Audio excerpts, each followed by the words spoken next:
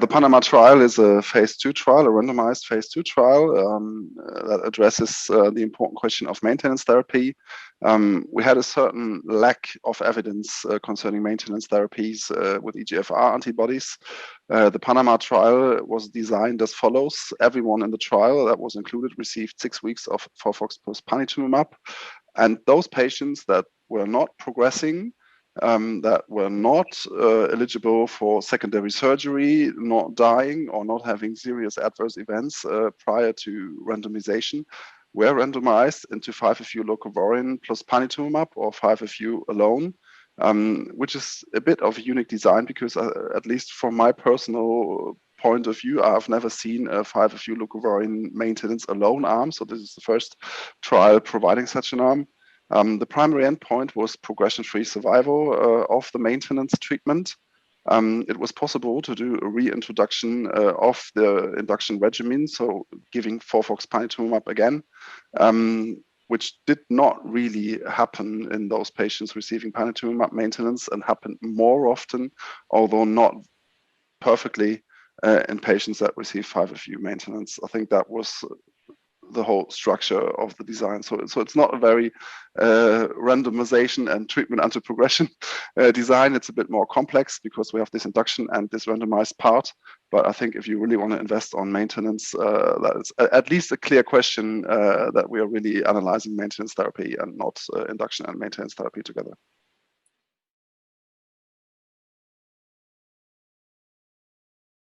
So the hypothesis was superiority of the 5-FU panitumumab arm. The hypothesis that we had was a relative improvement of 25%, corresponding to a hazard ratio of 0.75.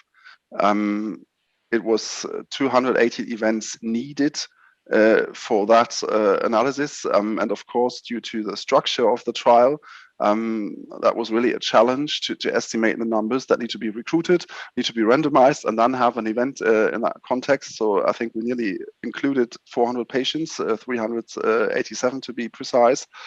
We had 377 patients treated. Of those, 265 randomized, and the full analysis set, which actually also received maintenance and was not dying or had a resection for obstruction or anything else, was 248 patients.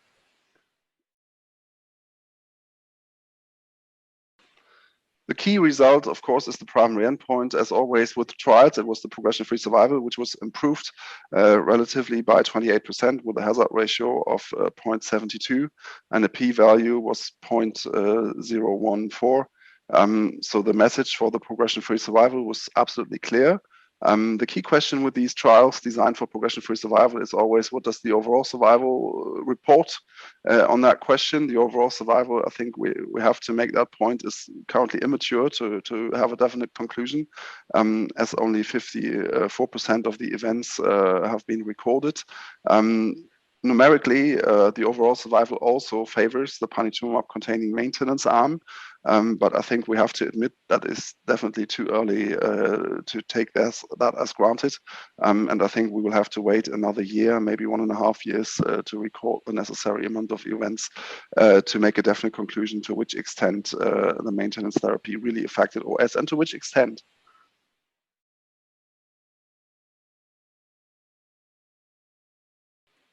I think they fill an important gap for those patients that want to do active therapy. I think that the whole question of maintenance therapy is a cornerstone that is regularly asked.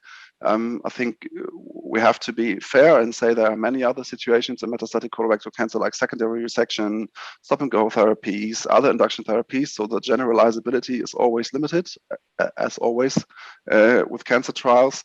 But I think if investigators and doctors and patients decide for active therapy as the maintenance therapy, 5-FU panitumumab, together with the Italian Valentino trial that was published 2 years ago, appears as the preferred option. I think that's quite clear, and I don't think that we will have many more maintenance trials in the futures. So basically, I think the superior maintenance arm of that trial is rather that we will practice in the future, I think. Yeah, I think important to mention of that trial is that there was a comprehensive biobanking, which might allow for in the future for identification of benefiters, non-benefiters. We have blood sample collections for extensive translational research. Some quality of life assessments, also focusing on skin toxicity, and all these things. I think that are important aspects that will help us with a definite interpretation of the trial in the future. It's presently too early to have all these data ready because it's really a young trial. So that was the first round of data. Of course, the most important set of data, but I think there are a few aspects that I'm really curious about that we will present at future meetings.